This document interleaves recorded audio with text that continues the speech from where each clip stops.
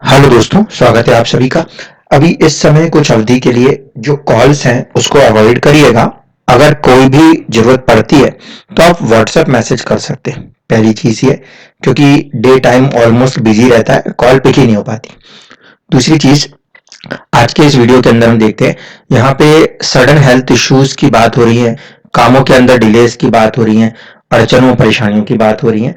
तो जो general basic rules हैं एस्ट्रोलॉजी के, उसी को यूज करेंगे और उसको करते हुए चीजों को समझने की कोशिश करते हैं कि आखिरकार चीजें ऐसे क्यों असर कर रही हैं। देखिए, सबसे पहले अगर हम इस कुंडली की बात करें तो इस कुंडली के अंदर जो फर्स्ट फॉर्मेशन है वो ये कि आपको बेसिक्स में अगर समझाऊं, जो लगन का नक्षत्र है वही पूर्वाषाढ़ा। पूर्वाषाढ़ा नक्षत्र स्वामी हो जाएंगे शुक्रदेव। प्लेसमेंट जो है वो 8th हाउस के साथ कनेक्टेड है और स्वामित्व 6th हाउस और 11th हाउस का है। कि मान के चलते हैं हम कि कहीं ना कहीं थोड़ा बहुत struggle part of the life रहने वाला है। दूसरी तरफ जो कि जुपिटर है, फर्स्ट हाउस लॉर्ड है, उनकी प्लेसमेंट भी 6th हाउस के साथ कनेक्टेड है। अब इसमें देखिए, पहली कंडीशन एक तो ये कि जब फर्स्ट हाउस का लॉर्ड जिसके पास स्वास्थ्य का डिपार्टमेंट है, उसका छठे भाव में जाके बैठना, ये दर्शाता है कि स्वास्थ्य के अंदर, स्वास्थ्य का संबंध शारीरिक रूप से अगर हम बात कर रहे हैं तो वो रोग भाव के साथ जुड़ा हुआ है। यहाँ पे वो मित्रवत नहीं है। गुरु और शुक्र नैसर्गिक मित्र नहीं होते। ऐसी स्थिति में कहीं ना कहीं हेल्थ के पॉइंट ऑफ व्यू पर यह प्लेसमेंट फर्स्ट चैलेंज है। ठीक है। दूसरी कंडीशन, इस कुंडली के अंदर 6th हाउस के लॉर्ड शुक्रदेव खुद हैं और वो उनकी प्लेसमेंट 8th हाउस में। ऐसी स्थिति में बीमारियां जो हैं वो जब बढ़ेंगी तो थोड़ा लंबे अवधि तक के लिए हो सकती है। क्यों? क्योंकि छठे भाव का संबंध, रोग भाव का संबंध कहीं ना कहीं डिले, देर से होने वाली चीजों के साथ जुड़ रहा है, अष्टम से जुड़ रहा है। लेकिन अष्टम अचानक का भी तत्व है और देर से होने वाली चीजों का भी तत्व है, तो इन दो बातों को यहां पर आपको ध्यान देना चाहिए। दशाओं के अंदर यदि हम एंटर करें, उसमें आप सबसे पहले देखें कि दशा इस समय जो है इनकी वो चल रही है शुक्र की महादशा में, गुरु की अंतरदशा और फिर चंद्रमा का प्रत्यंतर। तो शुक्र जो है वो इस कुंडली के अंदर कहीं ना कहीं आश्लेषा नक्षत्र, बुध के नक्षत्र के द्वारा जुड़े हुए हैं, जिसका प्रभाव सीधे सीधे कुंडली के अंदर एक तरफा रिप्रेजेंटेशन दिखाता है 10th और 7th हाउस। क्योंकि बुध इस कुंडली में सप्तम और दसम के स्वामी है, यानी कि या तो बात long distance travel 7th house या फिर आपके स्टेटस से जुड़ी हुई होती रहेंगी, शुक्र के प्रभाव को साथ में रखते हुए। जब 7वें का संबंध आता है तो वहां पे हेल्थ पे भी थोड़ा सा केयरफुल होना आवश्यक होता है। अब इस कुंडली के अंदर स्थिति को जरा सा समझने की कोशिश करें। शुक्र की महादशा, संबंध उसका सप्तम और दसम से, तो लंबी समय अवधि इन दो चीजों पे इफेक्ट करेगी। दूसरे लेवल पे है गुरुदेव, जिनका नक्षत्र है रोहिणी, जिसका संबंध होता है अष्टम भाव, चंद्रमा जिसके स्वामी हो रहे हैं उनके साथ। ऐसे स्थिति में गुरुदेव की जो दशा प्रभाव है वो भी चीजों को देर से, विलंब से करने की कोशिशें करती हुई नजर आ सकती है, क्योंकि संबंध अष्टमेश के साथ जुड़ रहा है, चंद्रमा के नक्षत्र रोहिणी से जुड़ रहा है। इसके बाद तीसरे लेवल पे जो है वो अगेन चंद्रमा है, जिनका प्रभाव रेवती नक्षत्र के द्वारा बुध से जुड़ा हुआ है। अगेन जो प्रभाव है वो किस तरफ जाएगा? 7th और 10th की तरफ जाएगा।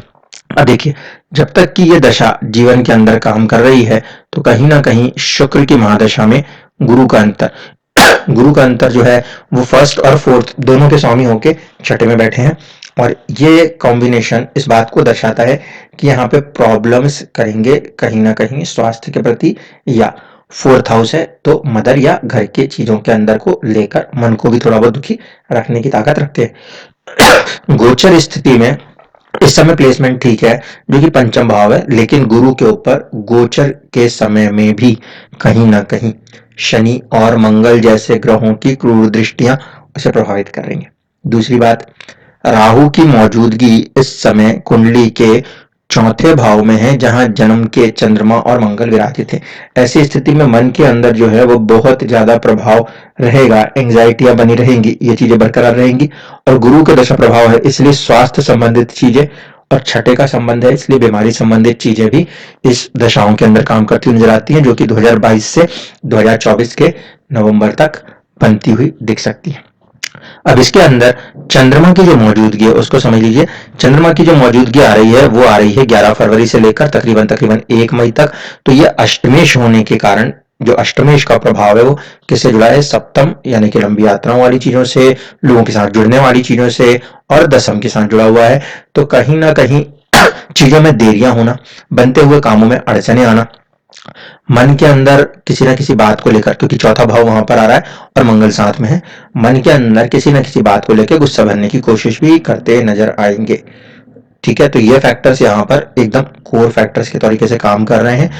जब तक गुरुदेव की अंतरदशा काम कर रही है और उनकी प्लेसमेंट क्योंकि 6th हाउस में है, तो यहाँ पर हमें 2-3 मोटी मोटी दशाओं को समझना चाहिए। एक तो ये कि जब गुरु के अंदर शुक्र का प्रभाव हो, वो वाला पीरियड थोड़ा सा हेल्थ पे केयरफुल होना चाहिए क्योंकि वो छठे भाव के स्वामी है। दूसरा, अष्टम का प्रभाव, क्योंकि अष्टमेश चंद्रमा जो है वो छठे भाव के स्वामी शुक्र को अपने अंदर लेके चल रहा है डिस्पोजिटर थ्योरी के कारण। इस कारण से चंद्रमा भी रोग को देने में सक्षम है, क्योंकि उसका संबंध शुक्र के साथ जुड़ता हुआ नजर आता है। इसी तरीके से जब हम मंगल को देखते हैं तो मंगल भी 12वें के साथ जुड़ा हुआ है, चंद्रमा के साथ फिर कनेक्शन बना रहा है। ऐसी स्थिति में स्वास्थ्य के प्रति उस समय भी आपको ध्यान रखना पड़ेगा। जब कभी भी फर्स्ट हाउस लॉर्ड के साथ, जब कभी भी फर्स्ट हाउस लॉर्ड के साथ 6th, 8th या 12th चल रहा हो, तो स्वास्थ्य के प्रति थोड़ा सा सजग हो जाना चाहिए। ज्यादा प्रॉब्लमेटिक कंडीशन हम तब मानते हैं जब 2nd हाउस या 7th हाउस लॉर्ड चल रहे हों और ये भी क्रूर पापी ग्रह हों, तब ज्यादा शारीरिक कष्ट होते हैं। इस समय अवधि के अंदर अगर मैं देखूं तो शारीरिक कष्ट को उस तरीके के लेवल पे नहीं बोलूंगा कि कोई भयंकर एक्सीडेंट है, लेकिन फिर भी जो कोई सी भी बीमारियां यहाँ पर वो दे सकते हैं उसमें एक थोड़ा सा लंबापन आ जाएगा। क्योंकि बीमारी के घर का स्वामी अष्टम से जुड़ रहा है और दशा के अंदर भी अष्टमेश का चंद्रमा का प्रभाव है, जो कि अचानक से ये रिजल्ट्स करने की ताकत रखता है।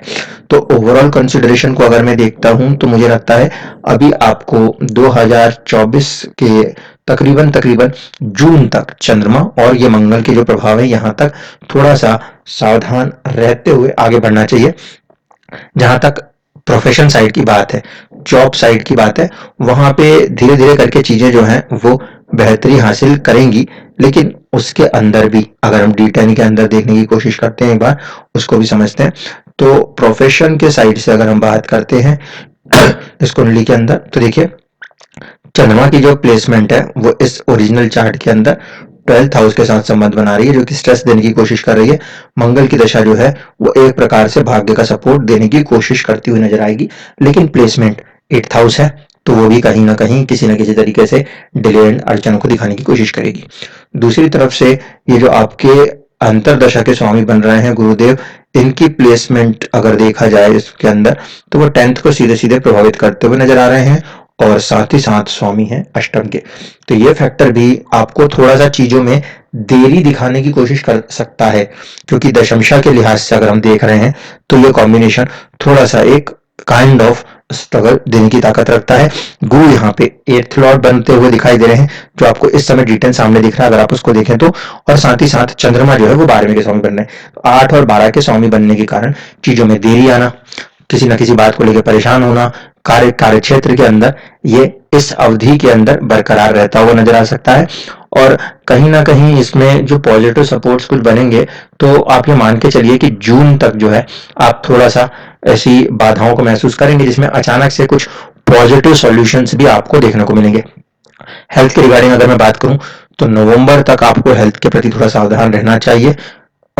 यहाँ पे गुरु क्योंकि अभी थोड़े से फंसे हुए भी हैं और आने वाले गोचर में भी छठे भाव से गोचर करेंगे, इसलिए इस अवधि से लेकर तकरीबन 1 साल की अवधि तक स्वास्थ्य के प्रति थोड़ा सा केयरफुल रहिए। अगर जरूरत पड़ती है तो ऐसी स्थिति में हल्दी की गांठ का यूज कर सकते हैं, अन्यथा पुखराज का यूज भी हो सकता है, लेकिन पुखराज आवश्यकता नहीं पड़ेगी। गुरु का जो संबंध आ रहा है वो अष्टम से आ रहा है, इस कारण से उसकी आवश्यकता नहीं पड़ेगी। नॉर्मल अपने हेल्थ पे थोड़ा सा केयरफुल रहिए और हल्दी को ही आप यूज कर सकते हैं। जुपिटर को थोड़ी सी जो एक सपोर्ट मिल जाएगी, उससे आप काफी हद तक चीजों को ओवरकम कर जाएंगे। तो कंसिडरेशन जो आपने पूछा था, इस समय अचानक से परेशानियां क्यों आ रही हैं, तो रीजन बहुत ही क्लियर है। कंडीशन ये है, फर्स्ट हाउस का जो लॉर्ड है यानी कि गुरु, वो इस समय सैंडविच हो गया है सिक्स्थ हाउस और एट्थ हाउस लॉर्ड के साथ। इसे कहते हैं सहचार्य का नियम। सहचार्य का नियम ये कहता है छठे का स्वामी हमेशा आठवें और 12वें को सपोर्ट करने लगता है। इवन दो कि शुक्र यहाँ पे 11th लॉर्ड है, लेकिन क्योंकि छठे के स्वामी एक दशा के अंदर फैक्टर आ रहा है तीसरे लेवल पे, तो शुक्र यहाँ पर अपना जो सिक्स्थ और एट्थ है, चंद्रमा एट्थ लॉर्ड होकर जो अपना तीसरा फैक्टर दिखा रहा है, उसके साथ सिक्स्थ लॉर्ड अपना संबंध दिखा रहा है, सहचार्य का नियम लेके आ रहा है। और बीच में स्वास्थ्य और मन के स्वामी गुरु जब आ रहे हैं तो उन दोनों को ही किसी न किसी रूप में प्रभावित करता हुआ नजर आ रहा है। धन्यवाद।